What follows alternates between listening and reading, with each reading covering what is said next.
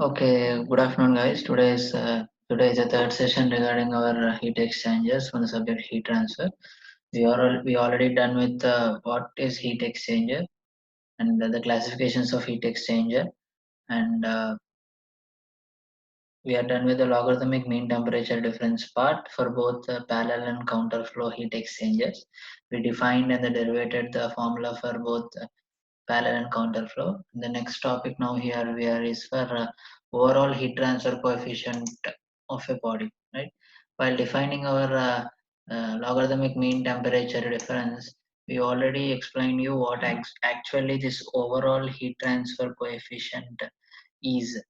For an example, if you see for eh, for conduction, we go for thermal conductivity K as its constant. For convection, we'll go for heat transfer coefficient H as it's a constant. For radiation, we'll go for Stefan Boltzmann constant as it constant. But for heat exchanger, you just won't have only conduction, only convection, or radiation. We'll always go with the three altogether. So we need a coefficient which can find the totality of the whole uh, body. So for that we need overall heat transfer coefficient, which is denoted by U, and the formula for this U is 1 by H plus L by K plus 1 by H naught, right? From we already been discussed about these things in our second unit where the convection takes place. These are the uh, we got this formula from the thermal resistance of a body, right? If this 1 by H is the thermal resistance of a body for convection, and this is for something for conduction, and this is also for convection. This is inner surface of a body, this is outer surface of a body, and this is for the conduction part which is going inside the body. That means you have hot fluid and a cold fluid which are flowing in a pipe. If you take a hot and cold fluid which are flowing in a pipe, inside the pipe there is some convection heat transfer coefficient Hi. Outside the pipe there is some convection heat transfer coefficient H naught. And in between the pipe you will have some conduction going on which is L by K. So the reciprocal and addition of all these things will come to a conclusion for overall heat transfer coefficient which is U. Okay. If this is general formula for our overall heat transfer coefficient. If these fluids are separated by a tube wall, they are separated by a tube wall, then the overall heat transfer coefficient will be. In other way, explaining it as a tube wall means you are talking about something like a cylinder. We are talking about cylinder walls, right? We already defined how in a cylinder the heat transfer coefficient is taking place, right? How actually it gonna takes place, we are going to see now. This is our inner surface of a tube wall for a overall heat transfer coefficient.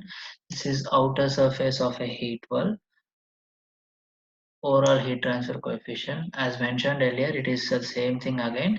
This is the convection part of the tube wall, and this is also the convection part of the tube wall. But for this is our inner surface of the tube. This is outer surface of the tube, and here this is the conduction part which is happening inside the tube wall, which is we are considering in the shape of a cylinder. Here, this is L by K is also the conduction part where we define it as a wall, but when we are defining it as a tube wall, we are considering it as a cylinder. So this 1 by Hi is something related to convection for inner surface of the tube wall.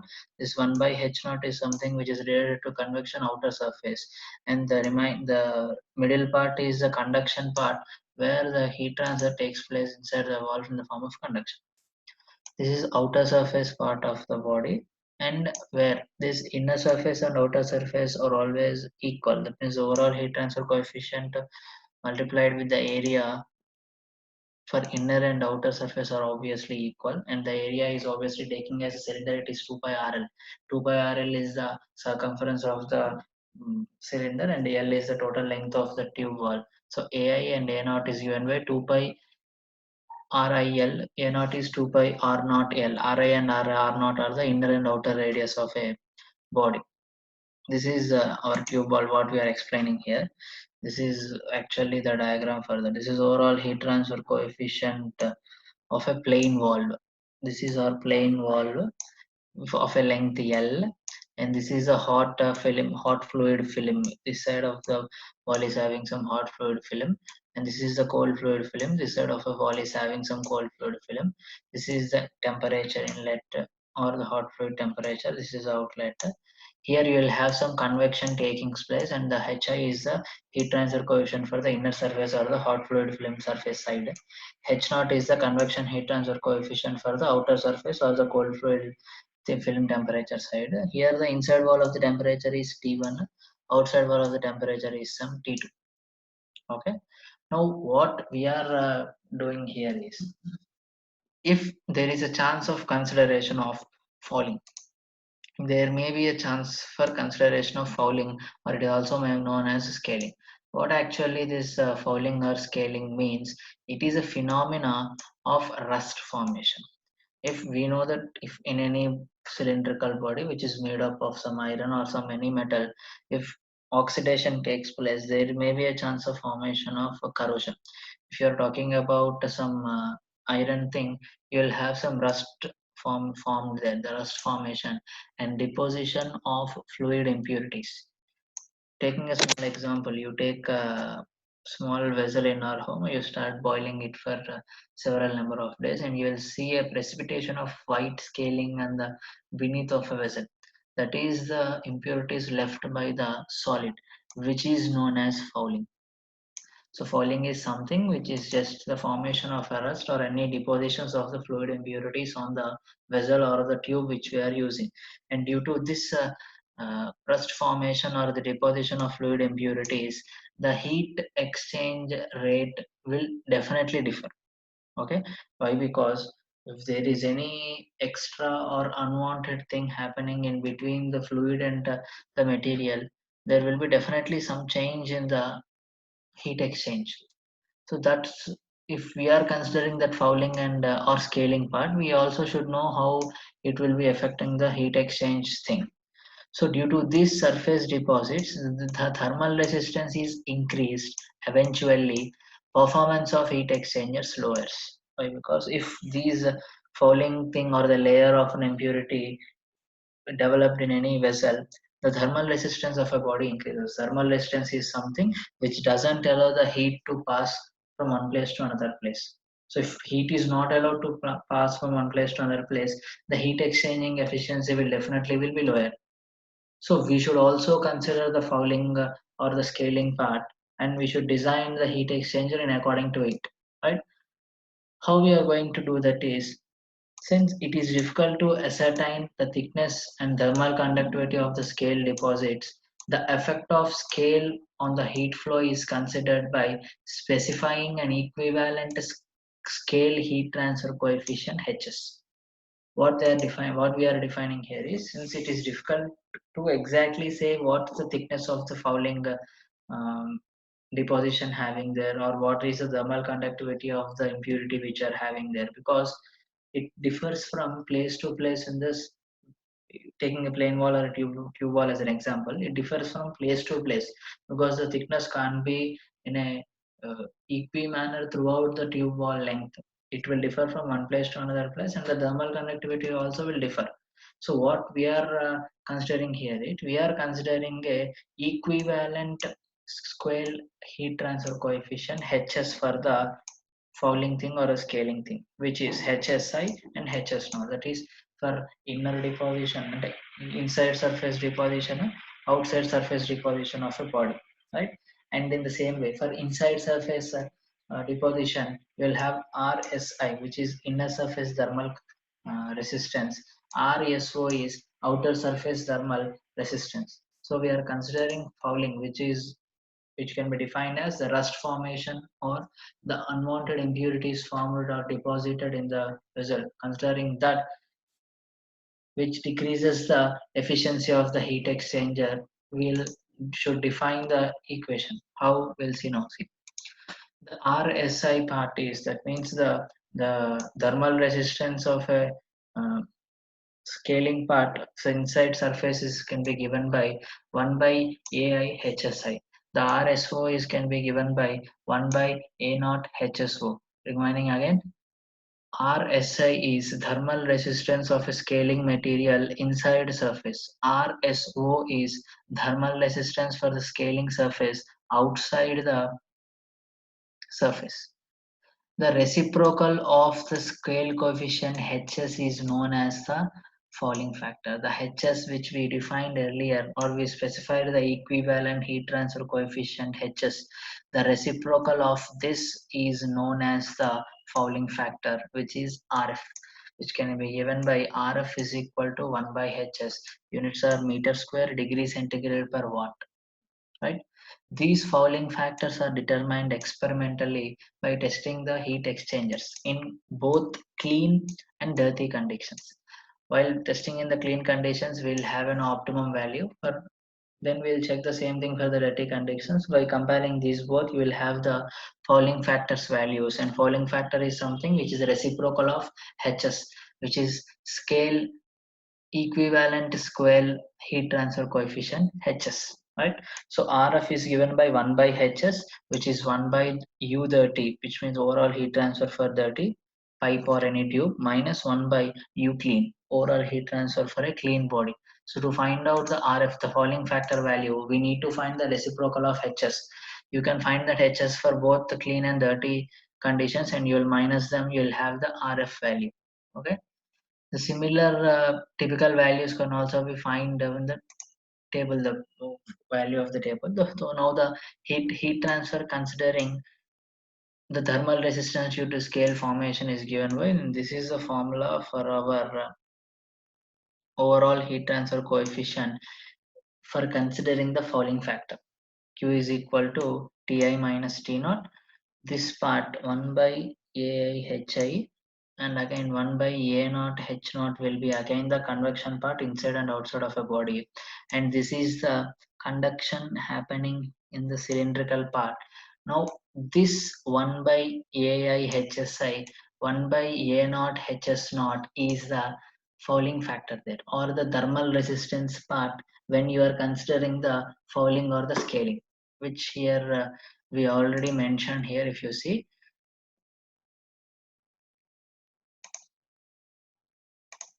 these are the two thermal resistance parts for inside and outside of a surface of a scaling part. You also mentioning those two in the total overall heat transfer coefficient here. This is, and this is the two things, and this is the overall heat transfer coefficient of a body when we are considering the fouling part. Okay, so we are done with the overall heat transfer coefficient part. Now we are going to points to which depends or which can define the overall heat transfer coefficient part. The overall heat transfer coefficient depends upon the following factors, which are the flow rate, the amount of heat which is flowing from one place to another place, the property of a fluid. The property of a fluid means the properties of fluids which usually are the viscosity, the surface tension, the pressure, and the volume of a fluid, which in turn can affect the overall heat transfer coefficient. The thickness of the material, because the thickness itself defines the amount of heat you can exchange. If more thick the material is, the less the amount of heat will be exchanged until the critical radius of insulation. The surface condition of the tube and the geometrical configurations. This is most important thing, because the shape or the geometry of a body can also affect the amount of heat transfer rate. So these are some factors on which the overall heat transfer coefficient depends. Now, how can this overall heat transfer coefficient vary means? The overall heat transfer coefficient will generally decreases with any of the fluids having low value of heat transfer coefficient H. That means if the H value of any of the fluids is less or in the low side, then U will be decreasing. Okay, for any of the fluids, like example, you have examples like oil or any other gases. For the same way, if you have highly conducting liquids such as water and some liquid metals which have higher value of H, overall heat transfer coefficient will have high value. So if H value is low, your U value decreases. If you have high H value, that means for high conducting liquids like water and some liquid metals, you will have high U value. Okay, and all the thermal resistance in the heat exchangers must be low for its effective and efficient design. Why? Because for a heat exchanger itself means you are transferring heat from one place to another place. If your thermal resistance value is high, it won't allow the heat to pass easily. So it is an obvious thing the thermal resistance of a body should be less, so that heat exchangers can work more effectively.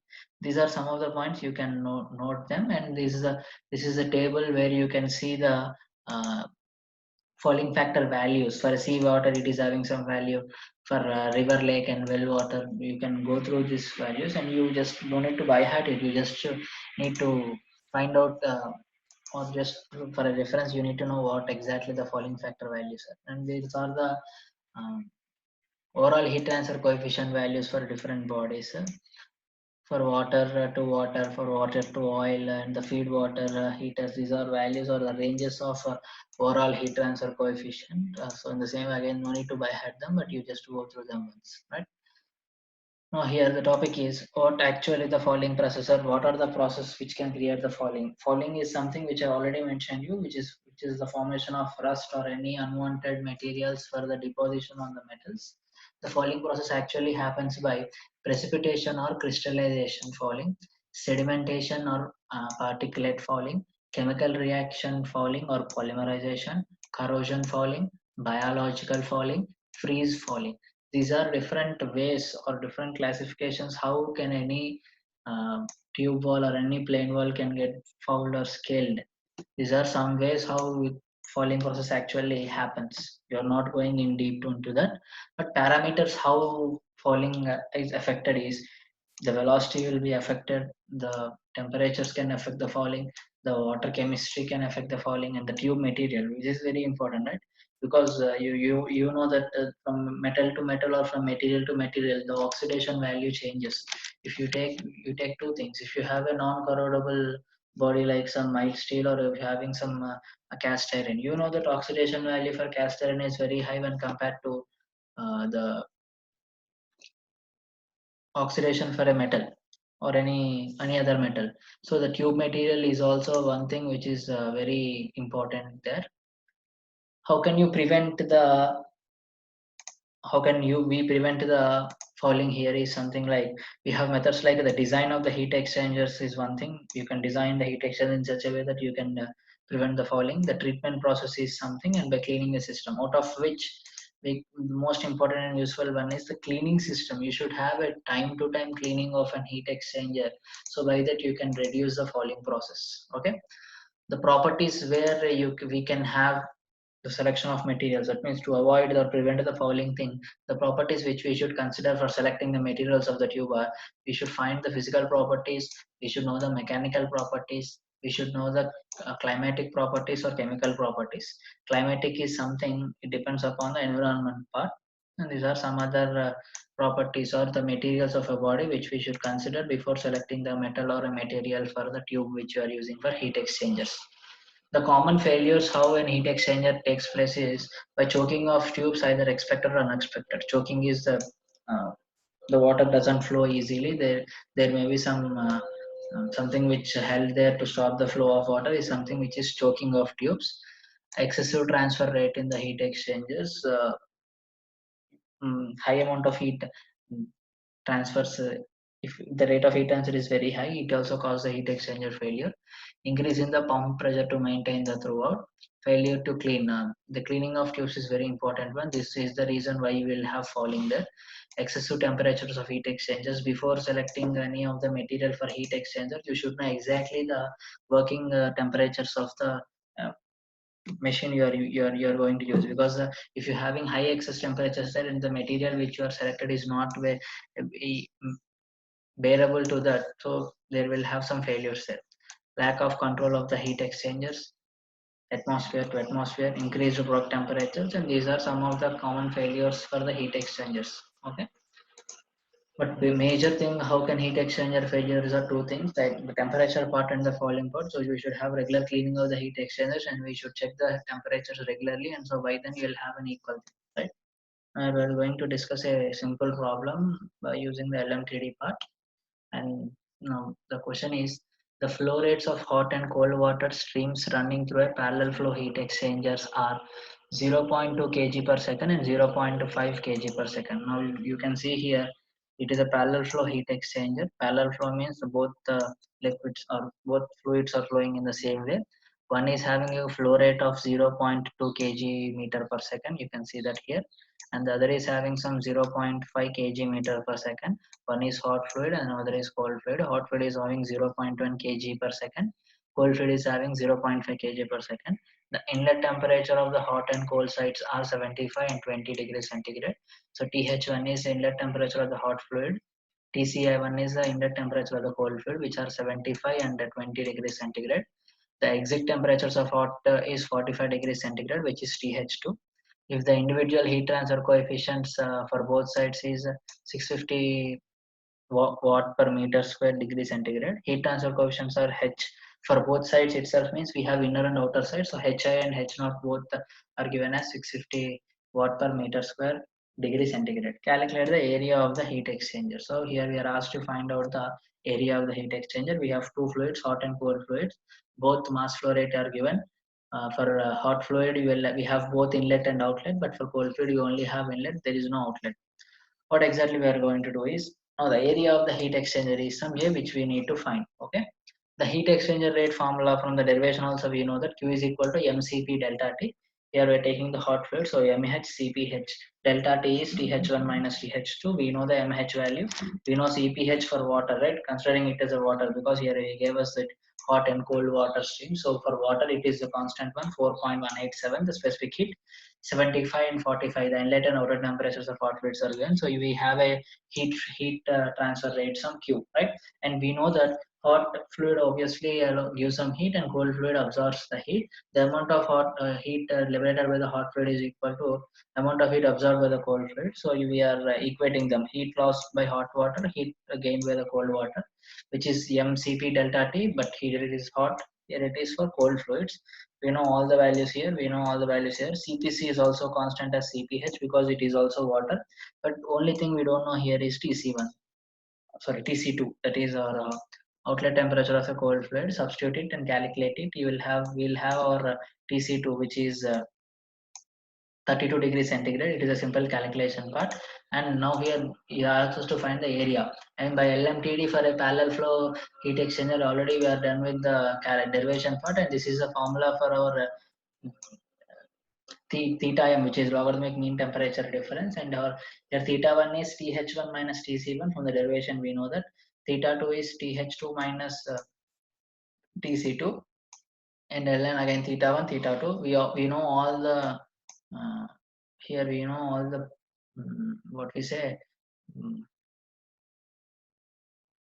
numbers here. Substitute them, we will have our theta m value, which is 29.12 degrees centigrade. And our next task is to find the area. But actually what he asked here is area. He doesn't ask us to find the delta tm value, or he's asking us to find the area value. No, I'm giving you a task. We have all here. Now find me the area and tell me how can you find area from this. Try to find out area from this. The total question is completed. It is a small thing. Just think and tell me the area. Okay, now we are going to the next question, which is in which you have a double pipe heat exchanger. You have two pipes in which hot water is flows at a rate of 500 kg per hour and gets cooled from 95 to 65 degrees centigrade. Please, my humble request for you is to please go through the question. Cooled doesn't mean that it is a cool thing. Hot water's inlet temperature is 95. As hot water will use its temperature or heat, it is reduced from 95 to 65. That's what he meant. That is 95 is our inlet temperature of hot fluid, 65 is our outlet temperature of hot fluid. At the same time, we have cooling water rate, which is 50,000 kg per hour, and it enters at, that means it is a cold fluid inlet heat exchanger. It doesn't mention any outlet of cold fluid. The flow conditions of overall heat transfer coefficient remain constant. He gave us U value, which is 2270. That means 2270 watt per meter square Kelvin. Determine the heat transfer area. Again, is asking us to find the area and the effectiveness of the body, assuming two streams are in parallel flow. The both tubes are in parallel flow. Assume Cp is equal to, he gave us, if not, it is 4.187. It is the same problem which we did there, but the one he also asks us to find the effectiveness of a body. I'm also asking you to go through the problem and let me know if you have any doubt here.